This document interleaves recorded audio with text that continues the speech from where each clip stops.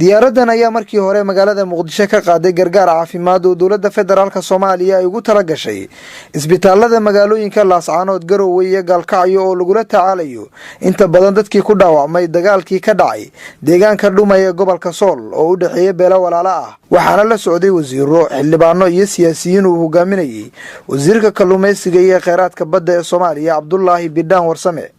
22 ruux oo kamid ah dadkii ku dhaawacmay dagaaladii ka dhacay deegaanka Dhumay oo xaaladooda aad u culus tahay ayay ka soo qaaday diyaaradda magaalooyinka Garowe iyo Gaalkacyo. xubno wasiir ah oo kamid yahay wasiirka arrimaha dibadda, wasiir dowlaha maaliyadda dawladda federaalka Soomaaliya, xildhibaano iyo mas'uuliyiin kale ayaa ku sugnaa garoonka diyaaradaha markii ay soo degtay diyaaradii waday dhaawacyadii laga keenay deegaanka Dhumay ee gobolka Sool, waxaana ay la tageen ilaa isbitaalka Digfer oo xaaladooda lagula tacaalayo. Abdullaahi Bidhaan Warsame, wasiirka kalluumaysiga iyo kheyraadka badda dawladda federaalka Soomaaliya oo wafdiga hogaaminayay, ayaa warbaahinta qaranka uga waramay gurmadka dawladda dhexe iyo dhaawacyada la soo gaarsiiyay caasimadda Soomaaliya ee Muqdisho. waxaan hadda soo gaadhnay garoonka Muqdisho.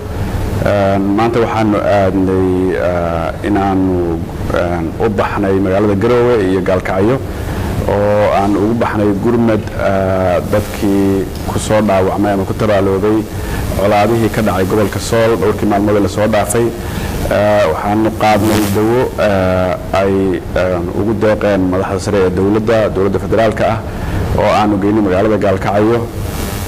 waxaanu halkaa ka soo qaadnay Garowe iyo Gaalkacyo dhaawac ugu jira waa aad u liita iyo kuwa xoogaa ladladan. waxaanu soo qaadnay 22 qof. way jajaban yihiin qaarkood, qaar way liitaan. waxaa garoonka noogu yimi ambalaasyo ay soo diyaariyeen isbitaalkaas Ordoqaan iyo shaqaalihiisa.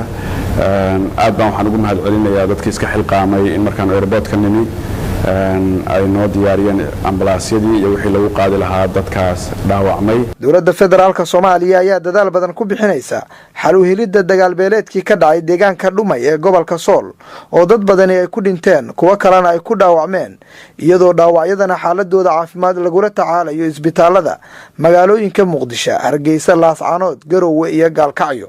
Cabdishakuur Ali Axmed, warbaahinta qaranka, Muqdisho.